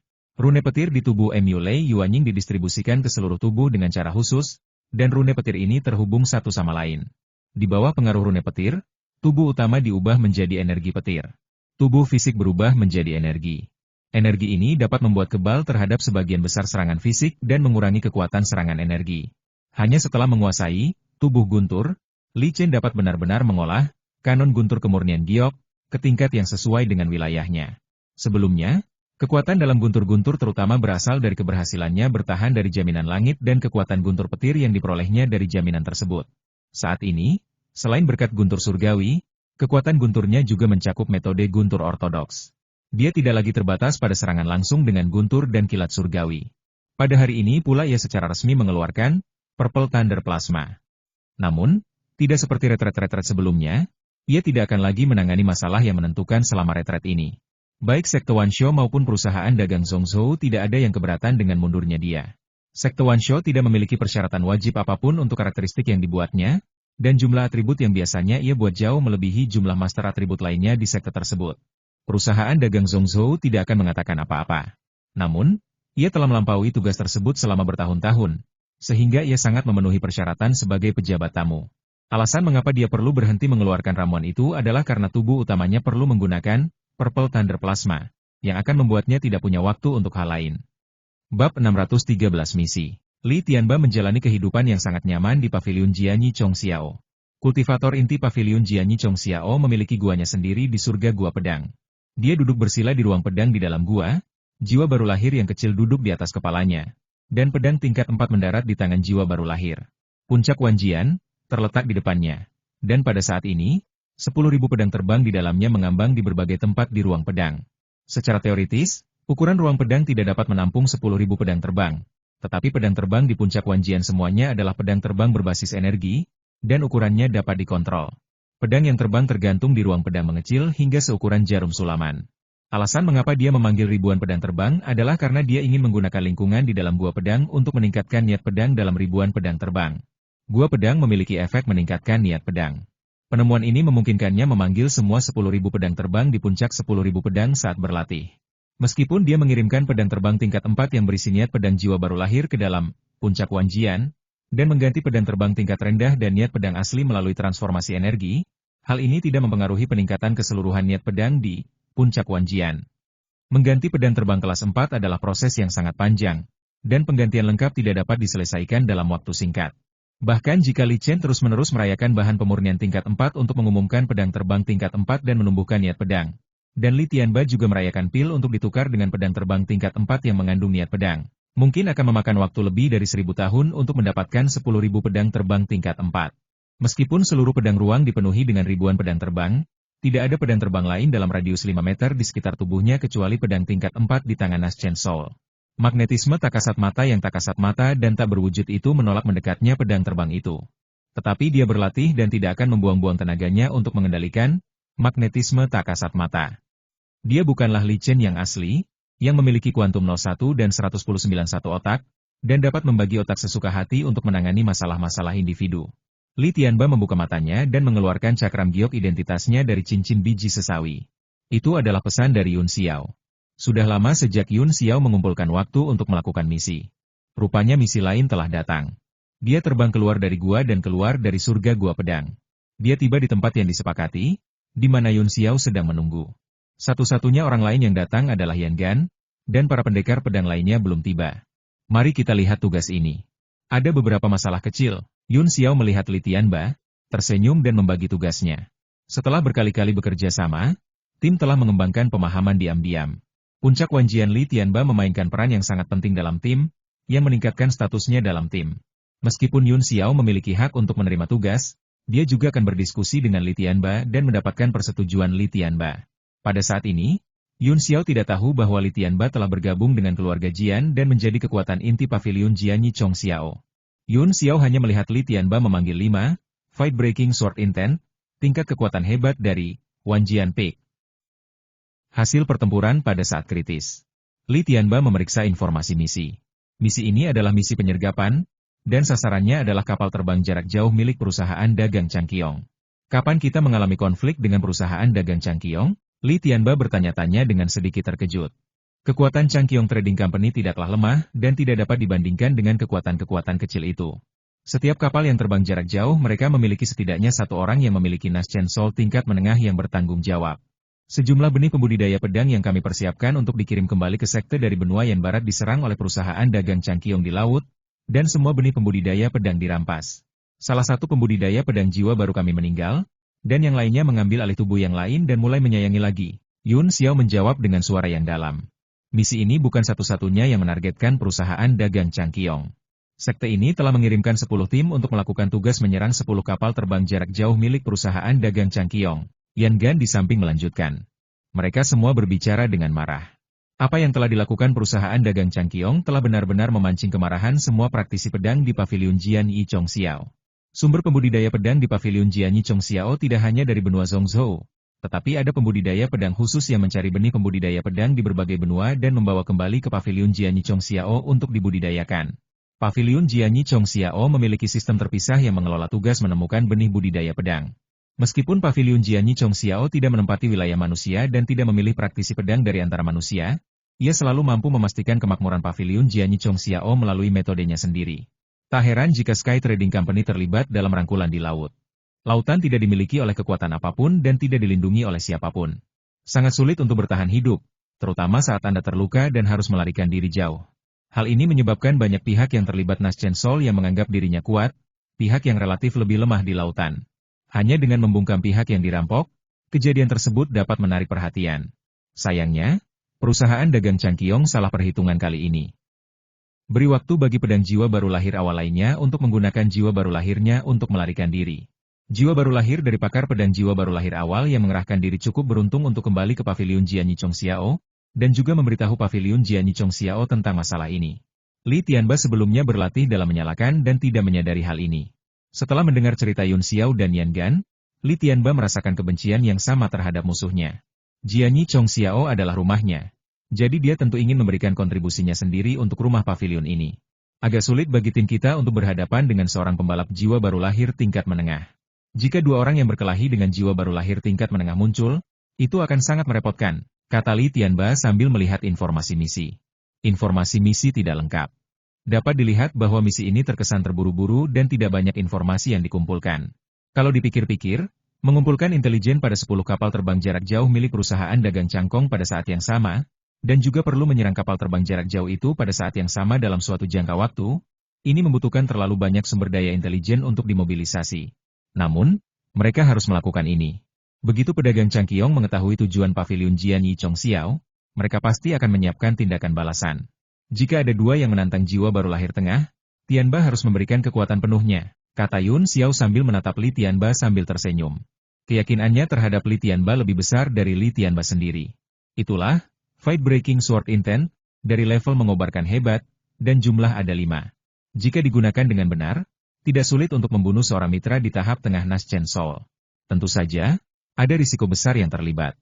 Fight Breaking Sword Intent, milik penggemar hebat memang merupakan senjata yang kuat, tetapi yang terjadi adalah Li Tianba adalah seorang pedang yang menguasai di tahap awal Naschen Soul, dan dia sendiri tidak dapat menahan pukulan dari seorang yang menguasai di tahap Naschen Soul tengah. Ini memerlukan perencanaan terlebih dahulu untuk menghindari situasi ini. Pada saat ini, para penggarap pedang jiwa baru lahir lainnya juga telah tiba. Saya sudah membagi misi ini dengan kalian semua. Misi ini memang agak berbahaya dan perjalanannya agak lama, tetapi harus diselesaikan, kata Yun Xiao dengan suara berat sambil menatap anggota tim. Dia mengeluarkan perahu terbang dan semua anggota memasukinya. Perahu terbang meninggalkan jangkauan Paviliun Jianyi Chongxiao dan terbang di atas lautan. Perilaku ini tidak dapat dimaafkan. Semuanya, kali ini Paviliun telah mengeluarkan 10 misi penyergapan. Selain itu, konon para pemenang pedang di tahap tengah Naschen Soul di Paviliun juga memiliki misi pembunuhan. Kita membiarkan target penyergapan bertahan hidup, pengaturan Paviliun akan cacat, kata Yun Xiao. Li Tianba diam-diam terkejut. Tampaknya misi menyerang kapal terbang jarak jauh hanya sekedar hidangan sampingan, dan hidangan utama masih berada di pihak Biksu Agung. Itu pasti tidak akan berputar, Dulei menjawab dengan lantang. Pedang niat di tubuhnya meningkat. Jika dia tidak berada di kabin kapal terbang, niat pedangnya akan meningkat puluhan meter bersama amarahnya. Kali ini kita harus berhadapan dengan seorang yang berpacu di tahap tengah Naschen Soul. Aku tidak meminta bantuan bala dari Paviliun. Aku percaya pada kemampuan semua orang, lanjut Yun Xiao. Bukannya kita belum pernah membunuh mengingat jiwa baru lahir tingkat menengah sebelumnya. Senyum acuh tak acuh. Dulei tidak berbicara omong kosong. Menjadi penanggung jawab pengawalan kapal terbang untuk perjalanan jauh bukanlah tugas yang baik. Demi keselamatan kapal terbang jarak jauh, seseorang tidak akan memiliki banyak waktu luang dan harus berhati-hati agar tidak diserang kapan saja. Oleh karena itu, para peserta yang duduk di atas perahu terbang jarak jauh memiliki sedikit waktu untuk menutupinya, dan manfaat dari duduk di atas perahu terbang jarak jauh tidak terlalu tinggi. Sangat sulit untuk memperoleh jumlah daya yang cukup untuk bersandar dengan duduk di atas perahu terbang jarak jauh. Seorang yang terlibat di tahap tengah jiwa baru lahir perusahaan dagang Changqiong, yang memiliki hak untuk membagi keuntungan perusahaan dagang Changqiong, hampir tidak dapat mendukungnya. Semakin kuat dia, semakin banyak cara yang dia miliki untuk mendapatkan sumber daya. Li Tianba akhirnya mengerti mengapa sekelompok sekumpulan pedang di tahap awal Naschen Soul berani menyergap perahu terbang jarak jauh yang dikomando oleh seorang yang terampil di tahap tengah Naschen Soul. Ternyata ini bukan pertama kalinya tim bertarung melawan seorang amatir di tahap tengah Naschen Soul. Li Tianba tersenyum. Setelah lebih dari 10 hari berlayar, kapal terbang itu akhirnya tiba di lokasi misi, yang terletak di lautan antara benua Zhongzhou dan benua Xian. Yun Xiao mengeluarkan pelat formasi dan melemparkannya, yang berubah menjadi formasi yang dapat digunakan untuk penyembunyian. Tim memasuki formasi, menunggu kedatangan kapal terbang jarak jauh Sky Trading Company. Para anggota tim berbincang-bincang dan tertawa, tidak merasa gugup saat melawan seorang terampil di tahap jiwa baru lahir tengah. Waktunya hampir tiba, bersiaplah untuk bertempur. Baru setelah Yun Xiao memberi perintah, anggota tim menyingkirkan senyum mereka dan memasuki mode terjadi. Semua pedang Naschen Soul telah mengaktifkan gambar Dharma Naschen Soul mereka. Yang tepat. Li Tianba tidak menggunakan pedang kelas 4, karena dia mengetahui masalahnya dengan jelas. Jika kita benar-benar berbicara mengenai pertarungan, akan sulit untuk menghancurkan pertahanan seorang yang menguasai tahap tengah tahap jiwa baru lahir hanya dengan mengandalkan pedang tingkat 4. Meskipun pedang Xingyi tingkat keempatnya mencapai kualitas terbaik tingkat keempat, pedang itu hanyalah produk setengah jadi dan kekuatannya belum mencapai yang terkuat. Yang paling penting adalah serangan terkuatnya bukanlah pedang kelas 4, tetapi mobilisasi 10.000 pedang terbang dari puncak Wanjian. Sama seperti pertempuran sebelumnya, aku akan melancarkan serangan kelompok terlebih dahulu, dan kalian semua klik untuk membersihkannya. Li Tianba berkata tanpa ragu-ragu. Ini adalah salah satu dari banyak rencana tempur tim mereka, dan ini diformulasikan khusus untuk karakteristik tempur Li Tianba. Tidak masalah, tetapi kalian harus menyerang dengan seluruh kekuatan kalian. Jangan menyerang secara berkelompok seperti sebelumnya. Kalian tidak bisa memberi terlalu banyak waktu kepada para penguasa Naschen Soul tingkat menengah untuk bereaksi. Yun Xiao mengangguk setuju. Ketika dia memegang puncak Wanjian di tangannya, para pembudidaya pedang Naschen Soul lainnya tidak dapat menahan diri untuk tidak melihat ke arah puncak Wanjian.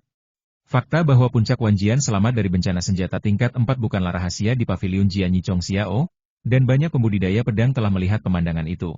Bahkan pembudidaya pedang yang fokus pada pedang terbang kelahiran mereka pun agak tertarik. Li Tianba mengetukkan jarinya dengan ringan, dan bayangan pedang terbang yang tak terhitung jumlahnya dapat terlihat samar-samar di puncak Wanjian. Pedang ini terbang siap untuk pergi ke puncak Wanjian.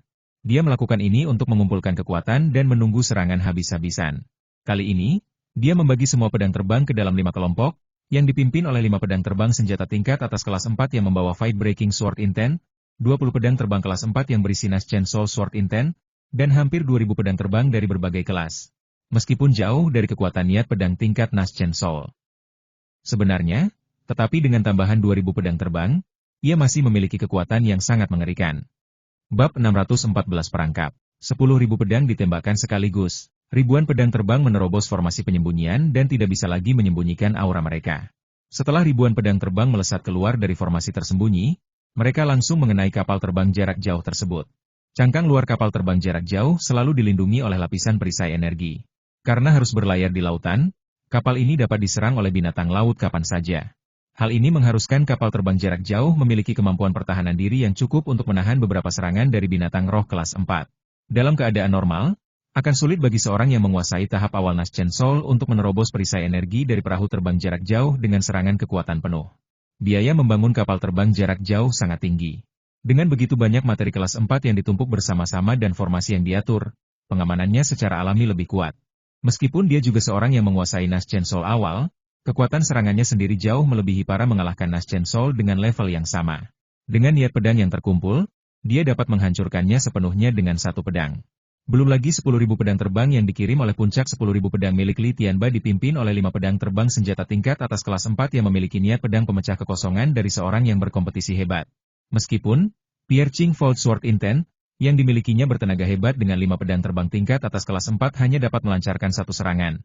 Namun itu bahkan tidak membutuhkan 1/10 kekuatan, Piercing Fold Sword Intent, untuk menembus perisai energi dari kapal terbang jarak jauh.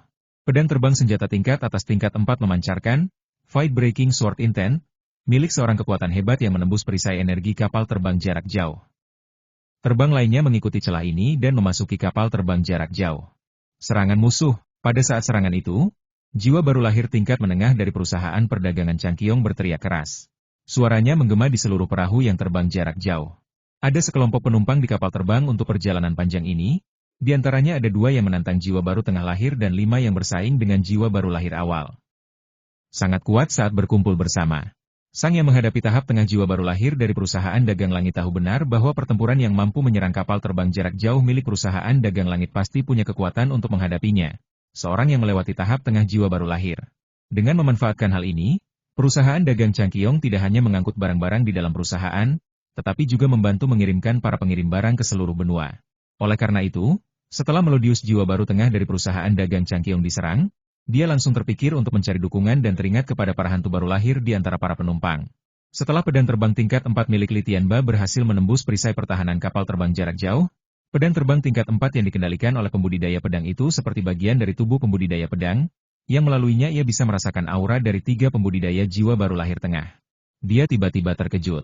Dia tidak menyangka bahwa informasi dari Paviliun Jianyi Chongxiao kali ini begitu tidak dapat diandalkan.